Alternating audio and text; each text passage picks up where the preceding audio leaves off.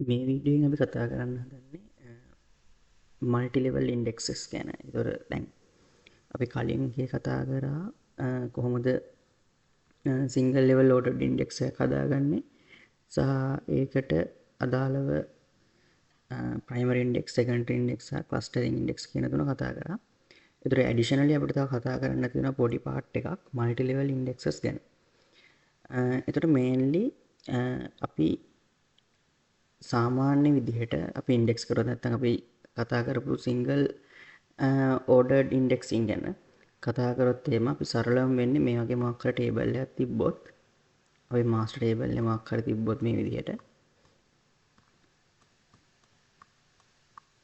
ඒකට අදාළව අපි ඉන්ඩෙක්ස් ෆයිල් එකක් ක්‍රියේට් කරගන්නවා මේ විදිහට ඒක ප්‍රයිමරි ඉන්ඩෙක්සින් වෙන්නත් පුළුවන් සෙකන්ඩරි ඉන්ඩෙක්සින් වෙන්නත් පුළුවන් ක්ලස්ටරින් ඉන්ඩෙක්සින් වෙන්නත් පුළුවන් මේ විදිහේ ෆයිල් එකක් හදලා අපි කරන්නේ මේක එක එකට ලින්ක් කරගන්නවා අදාළ බ්ලොක් එක හෝ රෙකෝඩ් එක හෝ මොකක් හරි ක්ලස් එකක් හරි අපි මේ විදිහට අදාළ විදිහට මැප් කරගන්නවා ඉන්ඩෙක්ස් එකයි අපේ ටේබල් එක. ඉන්ඩෙක්ස් ටේබල් එක අපේ normal ටේබල් එක. ඕකනේ සරලවම සිංගල් ලෙවල් ඉන්ඩෙක්සින් වලදී වෙන්නේ.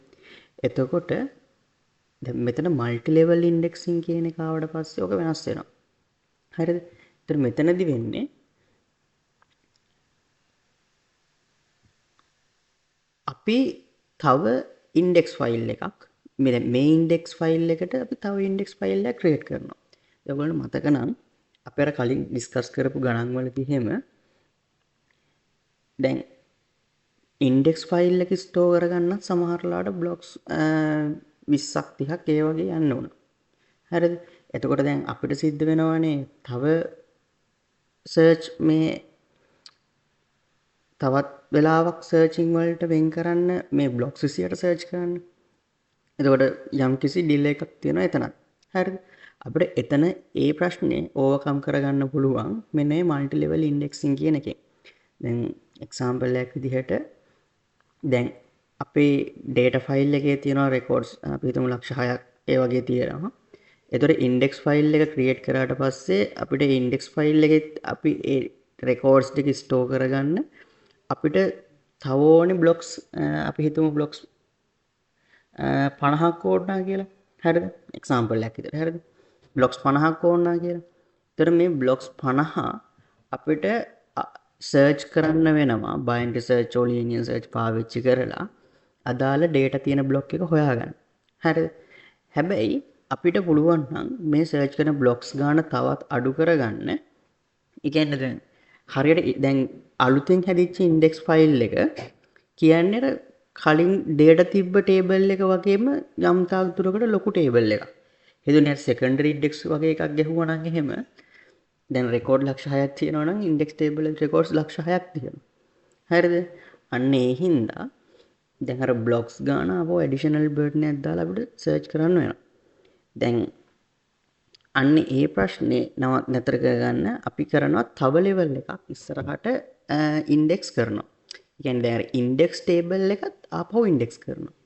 එතකොට දැන් ඉන්ඩෙක්ස් ටේබල් එකේ අපිට බ්ලොක්ස් 50ක් වගේ තිබ්බනම් අපි මෙතන සර්ච් කරගන්න අපිට ඒක තව යම්කිසි අඩු ගානකට අපිට ගෙන්න ගන්න පුළුවන් ඊළඟ ලෙවල් එකට.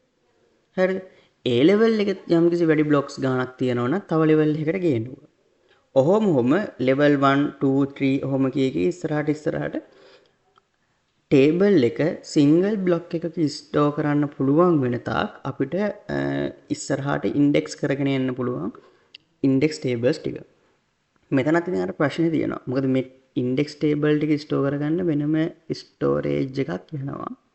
හැබැයි එහෙම නැති වුණා. ඒ කියන්නේ ඒක ප්‍රශ්නයක් නැත්තම් අර සර්චින් අතින් ගත්තොත් එහෙම හොඳ සොලියුෂන් එකක් මේක.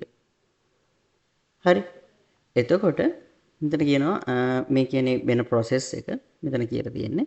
ඊට පස්සේ මෙතන කියනවා multi level index can be created for any type of first level index. කියන්නේ primary secondary clustering උනත් මොකක් වුණත් ප්‍රශ්නයක් නැහැ.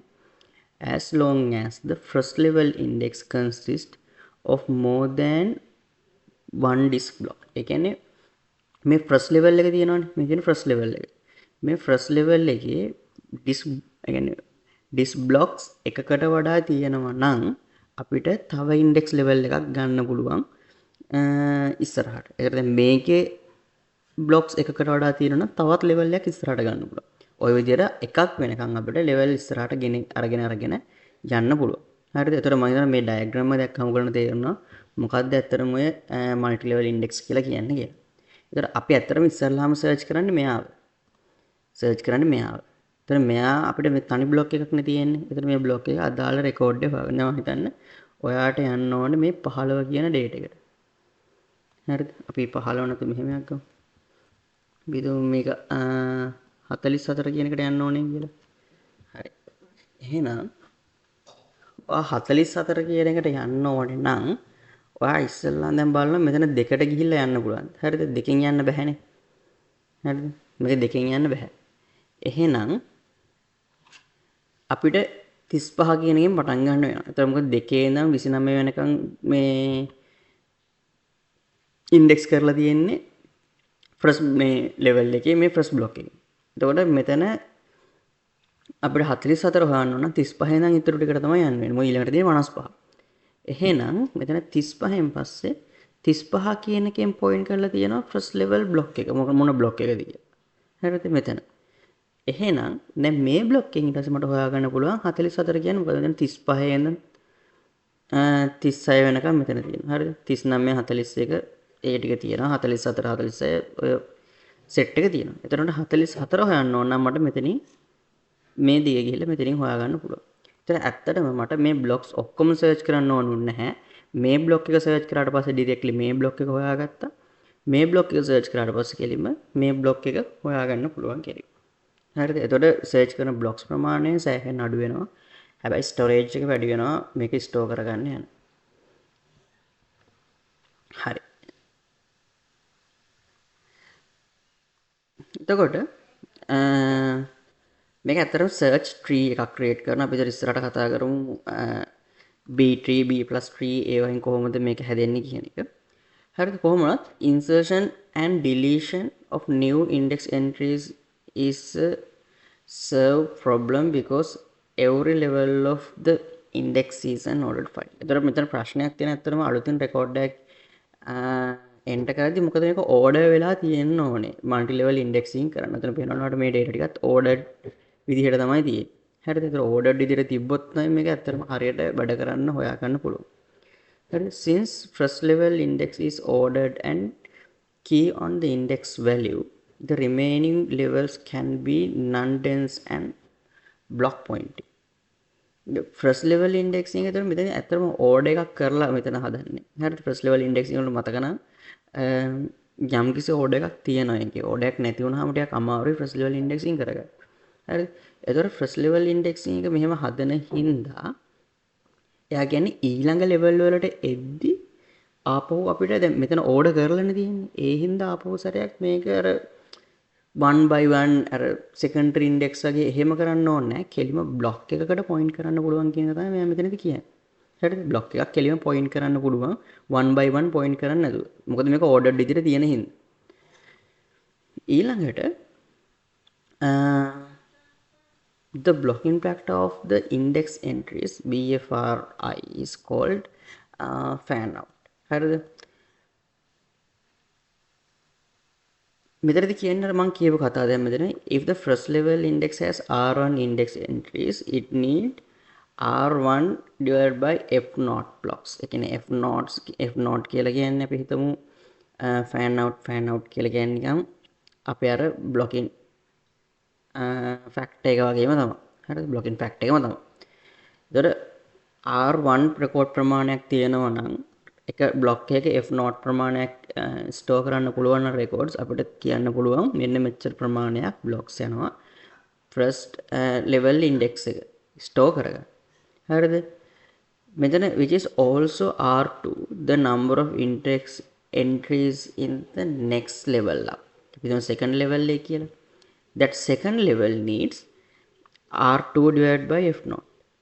කියන්නේ R2 blocking factor එකෙන් බෙදලා බලන්න. ඒතර R2 blocking factor එකෙන් බෙදුවට පස්සේ එනවා කොච්චර blocks ගණනක් ඕනද R2 එක ස්ටෝර්. මොකද දැන් R1 එක මෙච්චර ගණනක් තියෙනවා නම් ඒක ඇත්තටම blocks ගණන තමයි මේ තියෙන්නේ. R1 divided by F0 කියලා කියන්නේ මේ R2 එක. බ්ලොක්ස් ගන්න. හරිද? එතකොට මේ බ්ලොක්ස් ගන්න තව කොච්චර බ්ලොක්ස් ගන්නක් ඕනද මේක පොයින්ට් කරන්න. ඔන්න ඔය විදිහට ඉස්සරහට යනවා. එක තැනක් යනවා මේ R value එක එක වෙන. හරිද? R value එක එක වෙන තැනක් යනවා. අන්න ඒක තමයි අපි top level එක විදිහට consider කරන්නේ. හරිද? ඒක තමයි අපි top level එක විදිහට consider කරන්නේ. right. එතකොට hence T these blocks are accessed for an index search and T is number of index levels.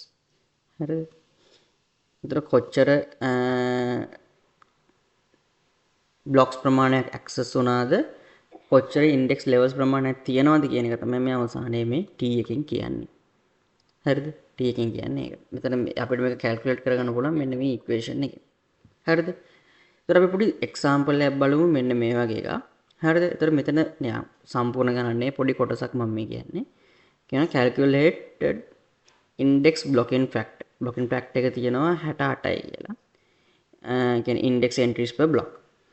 which is also f not for the multi-level index. ඒතර multi-level index එකේදීත් blocking factor එක වෙන්නේ මේකමයි කියලා කියනවා. හරිද? එතකොට දැන් ඔයාලා assume කරොත් එහෙම number of blocks තියෙන ප්‍රමාණය first level එකේ. හරිද? එතකොට අපිට මේ blocks ගාන හොයන්න පුළුවන්. අපි කලින් ගණන් වලදී කතා කරේ මේ blocks ගාන හොයන එක. එතකොට මෙතනදී ආයෙත් කතා කරන්නේ නැහැ. හරිද? එතකොට ඔයා හිතන්න ඔයාට ආන්සර් එක ඉදිරිය ආව 442යි බ්ලොක්ස් තියෙන. ඒතර ඉන්ඩෙක්ස් ලෙවල් 1 එකේදී. හරිද? චුට්ටක් ඇඳ ගන්නන් යමුත්. හරිද? මෙතන ටේබල් එක තියෙන අපේ ලොකු ටේබල් එක.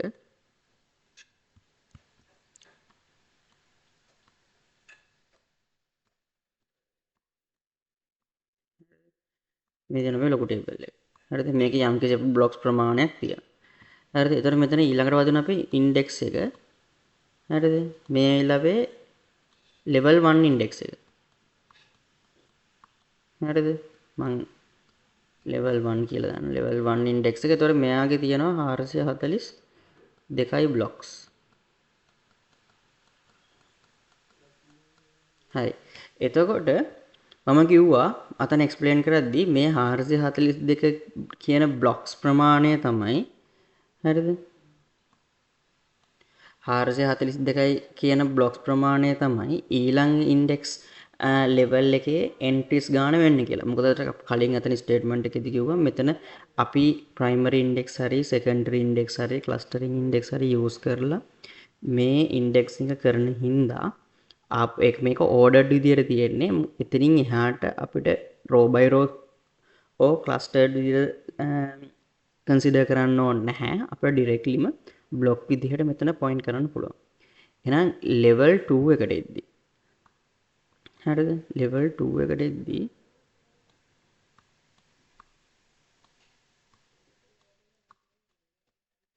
level 2 එකට එද්දී මට මේ මෙතනදී හොයාගන්න පුළුවන් කොච්චර බ්ලොක්ස් ප්‍රමාණයක් ඕනද level 2 එකේදී මේක ස්ටෝර් කරගන්න කියලා. එතකොට වෙන්නේ blocking fact එක අපි දන්නවා 68යි. හරිද? අපි අතන කලින් description එකේ කතා කරපු equations ටික තමයි යන්නේ. මේ අපිට ඊළඟ R1 එක තියෙනවා නම් R1 එක දන්නවනේ අපිට R2 එක හොයාගන්න පුළුවන් R1 බෙදීම F not. එතකොට R2 එක දන්නවනම් අපිට R3 එක හොයාගන්න පුළුවන් R2 බෙදීම F not. හරිද? එතකොට මෙතනදී 442 බ්ලොක්ස් තියෙනවා මෙතන. එතකොට මේ බ්ලොක්ස් ප්‍රමාණයට අදාළ ඉන්ඩෙක්ස් එක ස්ටෝර් කරගන්න කොච්චර බ්ලොක්ස් ප්‍රමාණයක් ඕනද කියලා හෙව්වොත් ඒක මට බ්ලොකින් ෆැක්ටර් එකෙන් බෙදන්න. එතකොට 442 බ්ලොකින් ෆැක්ටර් එකෙන් බෙදනවා. බෙදලා සීලිං එක ගන්නවා. ගත්තට පස්සේ මට නම් මෙතන බ්ලොක්ස් 7යි කියලා. එතකොට මෙතන බ්ලොක්ස් 7ක් ඕනේ. 7 බ්ලොක්ස් එනවා මෙයාට. හරිද? එහෙනම් තාම අපේ මේක මල්ටි ලෙවල් ඉන්ඩෙක්ස් කරන එක ඉවර කරන්න බෑ. ඕනනම් මෙතන ඉවර කරන්න පුළුවන්. හැබැයි අපිට ඕනනම් මෙන්න ඊළඟ ස්ටෙප් එකට යන්න. හරනම් ගහන්න ඕනේ මේ එක බ්ලොක් එකකින් මේක සර්චින් එක පටන් ගන්න පුළුවන් වෙනක. හරිද? එහෙනම් දැන් මෙතන බ්ලොක්ස් 7ක් තිබේ. එහෙනම් මට තව ලෙවල් එකකට යන්න වෙනවා. හරිද? බ්ලොක්ස් 4 පොයින්ටර්ස් ගහන්න.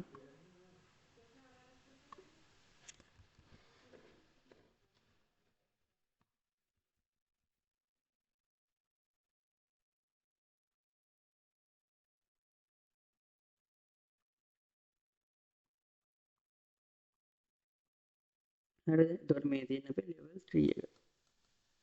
හරිද? level 3 index එක. එතකොට මෙතනදී මට හොයාගන්න පුළුවන් මෙතනදී ඇත්තටම blocks 7ක් ඕනේ. blocks 7 ස්ටෝර් කරගන්න blocking fact එක 68යි. ඒ කියන්නේ එක block එකක අපිට records 68ක් දාන්න පුළුවන්. එහෙනම් අපි හිතුවොත් මේ 7 කියන එක මට දාන්න ඇත්තටම ඕන වෙන්නේ එක block එකයි. හරිද? එක block එකයි. ඒ හින්දා මට මෙතනදී එක block එකක් විතරයි ඕන වෙන්නේ level 3 එකේදී. හරිද? ඒතර අපිට එක block එකක් ආවයි කියලා කියන්නේ මෙතනදී වැඩේ ඉවරයි. හරිද? එක block එකකින් පස්සේ ආපහු ආයි අපි blocks හදන්න ඕනේ නැහැ. මොනවා කරත් ආයි හැම එකම එක block එකක් එන්න බෑ. ඒතර මේක තමයි අපිට එන්න පුළුවන් සරලම index table එක මේ multi level indexing එකට. එතකොට අපිට මොකක් හරි data එකක් search කරන්න ඕන නම් අපි ඉස්සරලාම search කරන්නේ මෙයාව. මෙයාගෙන් අදාළ data එක තියෙන block එක හොයාගන්නවා. මෙයා අදාළ එක point කරනවා. මෙයා ගිහිල්ලා අදාළ එක මෙතනට point කරනවා. හරිද? එතකොට එතනින් එකින් එක තමයි හොයාගෙන යන්නේ. ඒක තමයි මෙතන අන්තිමට කියන්නේ. මෙතන third level is the top level of the index. එතකොට t සමානයි 3යි මෙයා. හරිද? t සමානයි 3යි. ඊළඟට to access a record by searching the multi-level index, we must access one block at each level plus block from the data file. ඒතර ඔයා හිතන්න මේ data file එක ඔයාලට access කරන්න ඕනේ නම් කොච්චර blocks ප්‍රමාණයක් access කරන්න ඕනද? පළවෙනි එක මෙයාව search කරන්න ඕනේ. හරිද? මෙයාව search කරන්න ඕනේ එකයි. මෙයාගෙන් ගානට point කරන්න පුළුවන් අපිට මේ link එක තියෙන තැන. කියන්නේ මේ link එකට අදාළව මෙයා point කරන් ඉන්නවා කියලා මෙතන. ඊට පස්සේ මෙයා point කරන් ඉන්නවා මෙතන. හරිද? එතකොට මේකෙන් ගන්නට පුළුවන් අදාළ මෙන්න මේකට point කරගන්න. ඊට පස්සේ අපිට මේ link එක හොයාගන්න මට කරන්න ඕනේ මේ block එක search කරන එක විතරයි. එහෙනම් මෙතන එක block එකයි search කරන්න දෙන්නේ. එතකොට මේ block එක search කරලා මට හොයාගන්න පුළුවන් මෙයා මෙතෙන්ට point කරන් ඉන්නවා කියලා. එහෙනම් මේක search කරාම මට පුළුවන් මට මෙන්න මේ block එක හොයාගන්න.